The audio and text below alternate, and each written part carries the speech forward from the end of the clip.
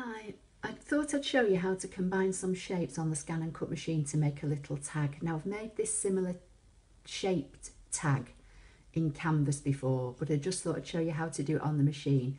It can be done, it's a little bit more fiddly, but anyway, here we go. So I'm going to go into the machine.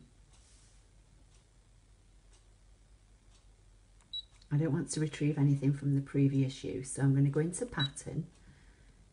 Come to the basic shapes. I'm going to choose a rectangle.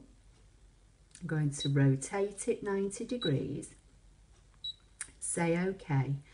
And I want the height to be about 2.5 inches and I want the width to be about 1.25 inches. So I'm going to unlock the aspect ratio here so that I can set these dimensions individually.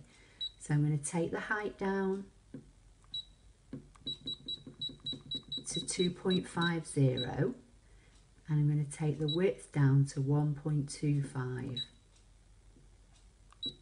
and say set. Then I'm going to go add, I'm going to go back to the basic shapes, scroll down, and I'm going to use this one here in the bottom left hand corner of page 2. So I'm going to select that.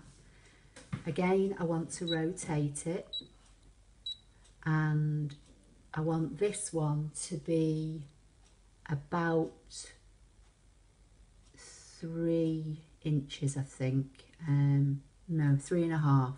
So I'm going to unlock the aspect ratio again, take the height down to 3.5.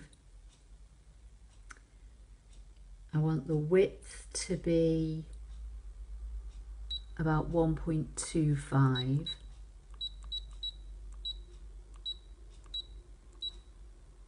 Say OK.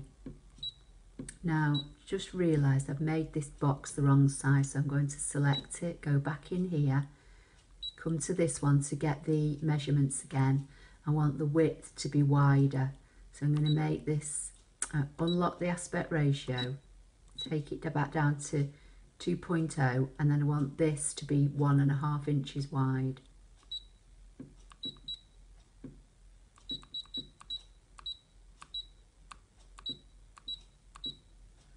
Okay, so just to recap, the rectangle is 2.5 inches high by 1.5 inches wide, and the oval is 3.5 inches wide by 1.25. And say OK. Now I'm going to bring the square and I'm going to try and position it roughly in the middle of my page, and I'm going to click on these arrows, and when you do that I'm just going to zoom in.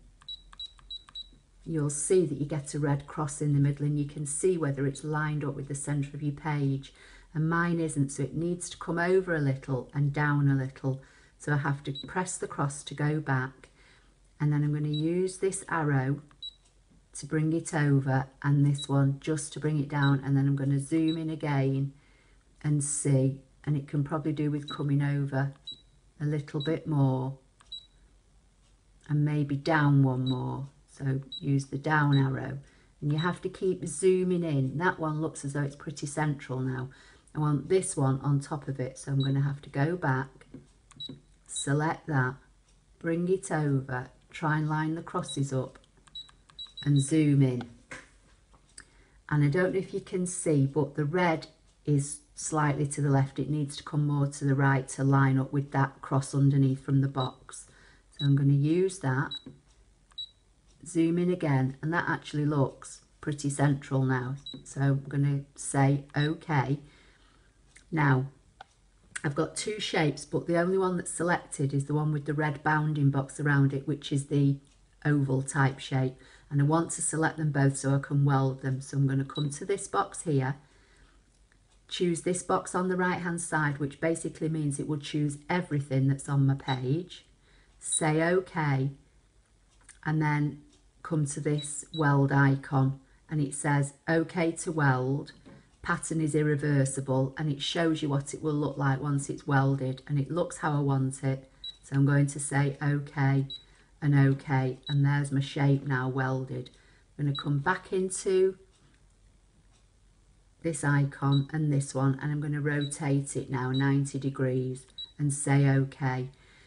Now it's a little bit big for what I want, so I'm actually going to shrink it down now. But this time I'm going to leave this aspect ratio locked, and I'm going to take the width down to about 2.5 inches wide, so that will adjust the height. So we'll just see what we end up with.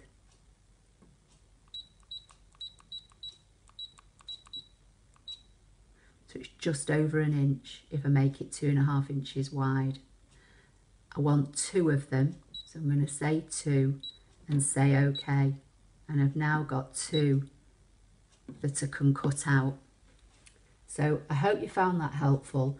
I will cut them out and I'll show you the finished project when I've put it all together. Thanks a lot. See you in the next video.